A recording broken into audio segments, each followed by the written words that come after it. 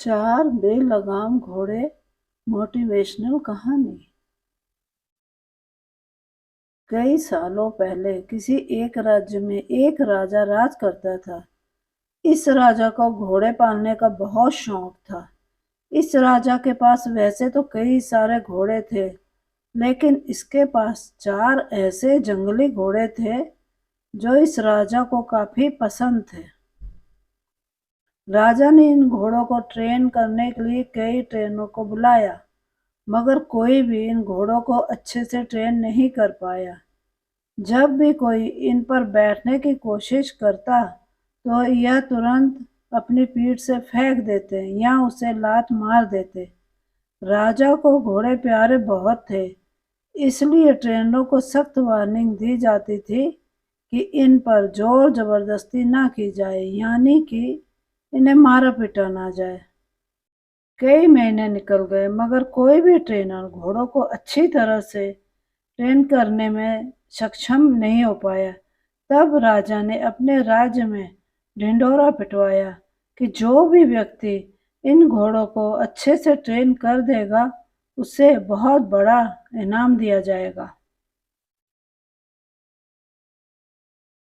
कुछ दिनों बाद एक युवा ट्रेनर राजा के पास आया। राजा ने अपनी शर्त की, घोड़ों की ट्रेनिंग बिना मार पिटाई होने चाहिए, ऐसा उस युवा को बताई। युवा ने राजा की शर्त मान ली और अपनी तरफ से भी राजा के सामने दो शर्तें रख दी। युवा ट्रेनर बोला, मैं आपकी हर शर्त मानने के लिए तैयार हूँ, मगर मेरी भी दो शर्तें हैं। जो आप मानो तभी मैं आपके घोड़ों को ट्रेन कर पाऊंगा।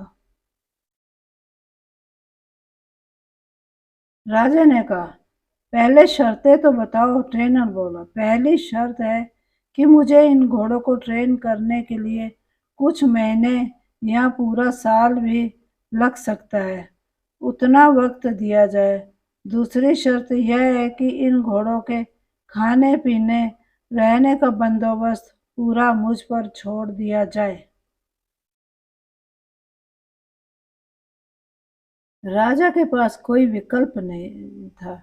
कोई भी ट्रेनर आज तक घोड़ों को ट्रेन करने में सफल नहीं हो पाया था।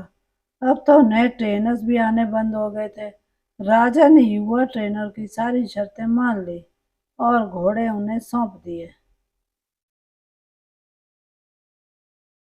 युवा ट्रेनर अगले दिन से ही बड़े से बाड़े में इन घोड़ों को लेकर गया और वहां सबको खुला छोड़ दिया। ट्रेनर बाड़े के किनारे किनारे पर दौड़ने लगा। फिर दौड़ते दौड़ते थकने के बाद यह युवा ट्रेनर वहीं पर बाड़े में लेट गया। वहां से उठने के बाद उसने खुद ही घोड़ों को चारा खिलाया और पानी पिलाया। इन सब प्रक्रिया के दौरान उसने घोड़ों को नहीं बांधा था।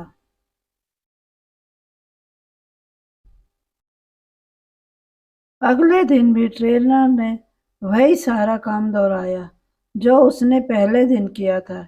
यह काम उसका नित्य क्रम बन गया। वह घोड़ों को बाड़े में खुला छोड़ देता, उन्हें घास चारा खिलाता और बाड़े के किनारे किनारे दौड़ता रहता। धीरे धीरे चारों घोड़े भी उस ट्रेनर के पीछे पीछे दौड़ना शुरू कर दिए।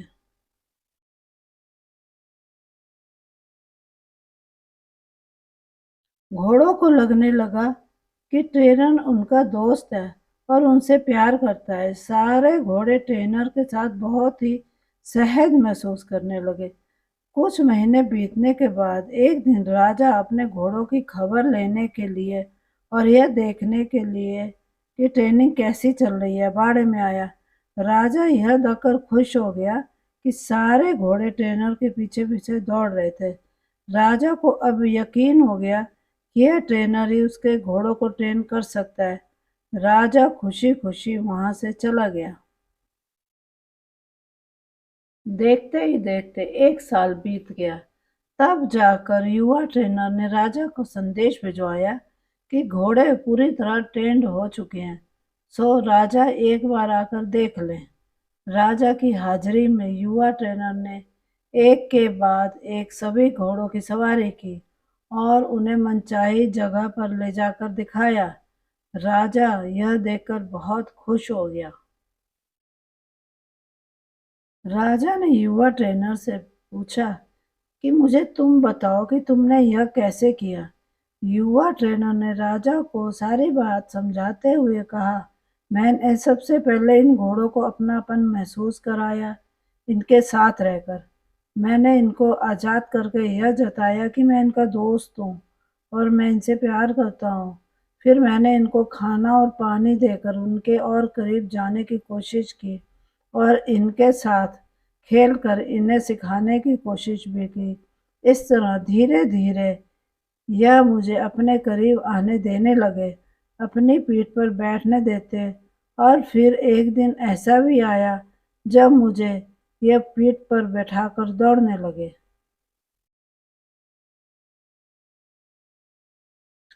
राजा ने युवा ट्रेनर की समझदारी की प्रशंसा की, उसे वादे के अनुसार लाखों सोने और मोहरें दी और साथ में हमेशा के लिए इन चारों घोड़ों की देखभाल करने की नौकरी भी दी। दोस्तों, कहानी तो बहुत ही मज़ेदार और रोचक है, मगर इसका जो सारांश है बहुत ही गहरा है।